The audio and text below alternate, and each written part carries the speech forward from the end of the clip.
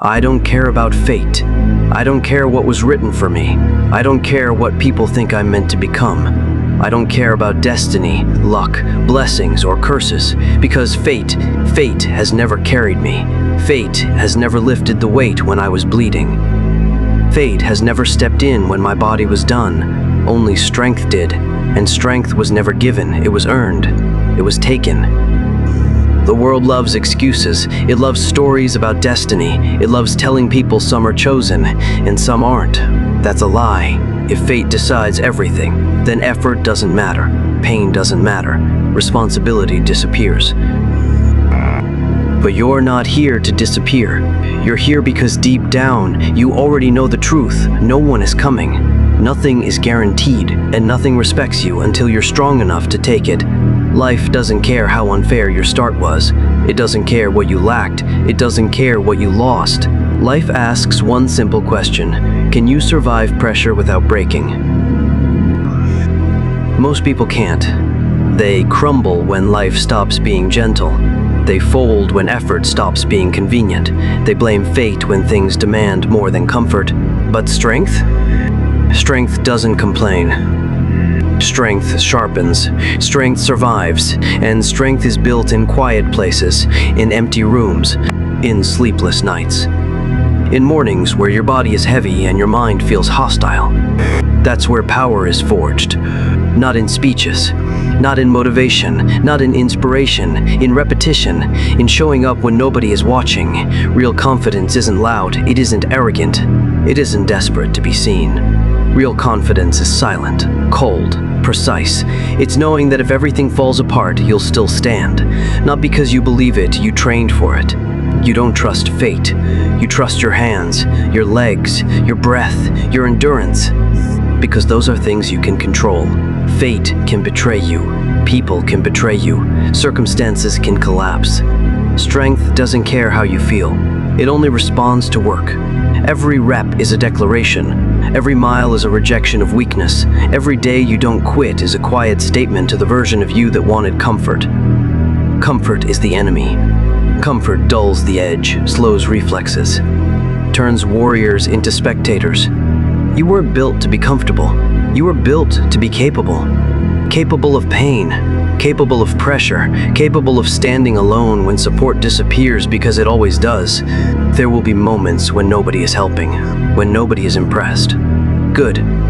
That's when the real work begins. That's when you stop performing and start becoming. You don't train to look strong. You train so nothing can take you down. You don't build discipline to be admired. You build it so you're never helpless again. Helplessness is the real trauma. Helplessness is the memory your body never forgets. So you erase it. With sweat, with exhaustion, with deliberate suffering. Chosen suffering, because chosen suffering makes you dangerous.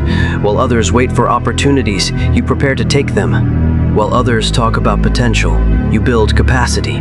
While others pray for luck, you sharpen your edge. And slowly, very slowly, the world starts responding differently. Not because it respects you, but because it has to. Your presence changes. Your eyes stop asking for permission. You don't rush. You don't explain. You don't negotiate. You calculate. You endure. You execute, and people feel it. They won't know why. They'll just sense that you're not someone who can be pushed easily, not someone who breaks quickly, not someone who depends on hope. Hope is fragile, strength is reliable. That's why you don't care about fate. Fate is passive, strength is active. Fate waits, strength acts. Fate excuses, strength adapts. And when life gets violent, and it will only one of those survives, you don't need to believe you'll win. You need to believe you'll endure. Winning is a bonus. Endurance is mandatory, so you build it. Day after day, when it hurts, when it's boring, when progress feels invisible. Invisible progress is still progress. Your tolerance increases. Your fear threshold rises. Things that used to shake you barely register anymore. You don't panic. You don't spiral. You don't collapse. You assess. You adjust. You adjust.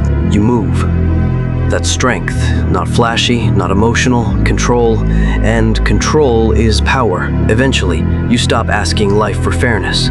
You stop asking people for understanding. You stop asking the universe for signs. You don't need signs. You are the sign. You didn't escape weakness, you hunted it. You chased it down, and every time you showed up tired, every time you finished when you wanted to quit, every time you chose effort over relief, you built proof. That's why fate doesn't scare you anymore. Because fate can't take away what you built with your own hands. Your strength doesn't depend on luck. Your resilience doesn't depend on mood. Your confidence doesn't depend on validation. It's earned. And earned things don't disappear easily. If everything collapses, fine. If you stand alone, perfect. Because you trust one thing, not destiny, not promises, not hope, your strength. And strength never betrays you if you keep feeding it. Keep training, keep sharpening, keep choosing the hard path. Let others believe in fate, you'll believe in results. When pressure comes, you won't ask why. You'll smile. Because this is what you train for. This world doesn't favor the gifted, it favors the prepared.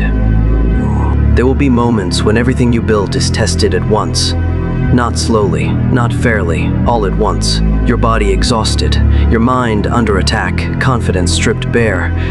That's when you'll understand something terrifyingly simple. All excuses are gone, no one to blame, no fate to curse, no destiny to argue with. Only you, and the result of your preparation. If you didn't train for that moment, it will crush you. That's why you don't chase motivation, you don't rely on emotion, you don't wait for the right time. You train like you'll be ambushed by life at any second. You sharpen your body like it's the only weapon you'll ever have. You harden your mind because hesitation gets you killed. Not metaphorically, not mentally, spiritually. Hesitation is weakness, trying to survive. Re-engines of Chiron buy a life.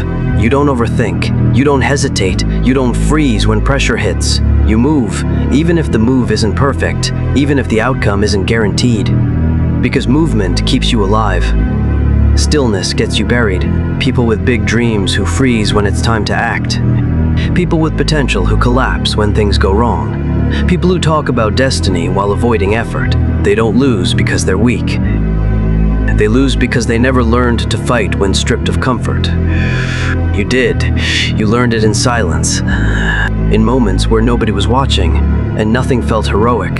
You learned to rely on yourself, on your timing, on your instincts, on the strength you built when nobody believed in you. That's why your confidence doesn't shake.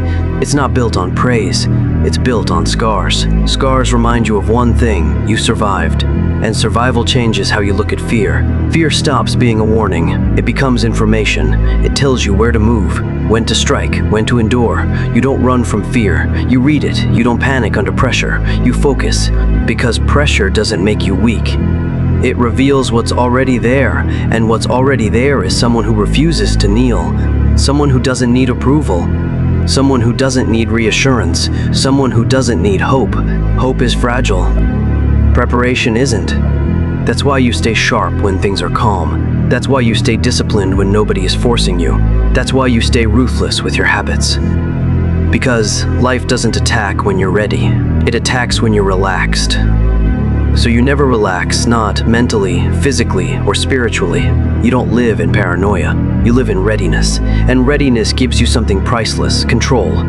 Control over your reactions, control over your fear, control over your response when everything is on the line. You don't scream, you don't boast, you don't threaten. You act quietly, efficiently, decisively.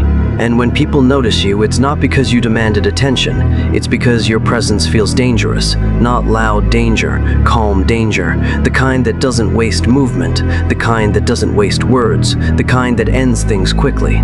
That's when the world changes tone with you.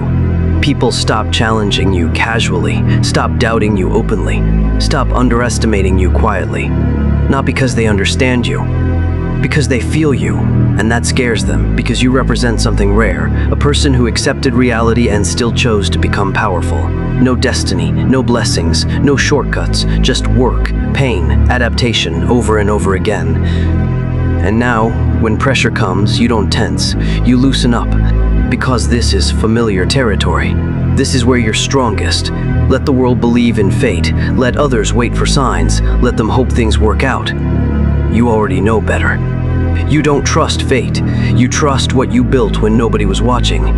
And when life finally puts everything on the line and asks you who you really are, you won't explain, you won't hesitate, you'll move. Because this isn't about destiny. It never was. It's about strength, and you earned yours. in choices that had no applause. Strength doesn't make you kind, it doesn't make you fair, it doesn't make you noble. Strength makes you honest, honest about what it takes to survive, honest about what must be sacrificed, honest about how fragile most people really are. That's why you stop pretending. You stop pretending the world was just. You stop pretending effort always gets rewarded. You stop pretending everyone plays by the same rules. They don't. Some people are born ahead. Some people are protected. Some people get chances you'll never see. So you stopped waiting for equality. You adapted. You learned how to fight without advantages, how to move without backup, how to win without being seen. You learned to rely on nothing except what you carry with you, your body, your awareness, your will to survive. Because in the end, that's all anyone really has. You don't romanticize struggle, you don't worship suffering, you use it. Pain becomes data, failure becomes feedback, loss becomes fuel. Every time something was taken from you, you didn't beg for it back. You adjusted your grip. Others break when things are stripped away. You become lighter, faster, more dangerous, because you were never attached to comfort. You are attached to capability. You don't need allies. You don't need allies. You don't need to be understood. You need to be effective. And effectiveness is quiet. It doesn't announce itself. It doesn't posture. It doesn't threaten. It simply ends problems.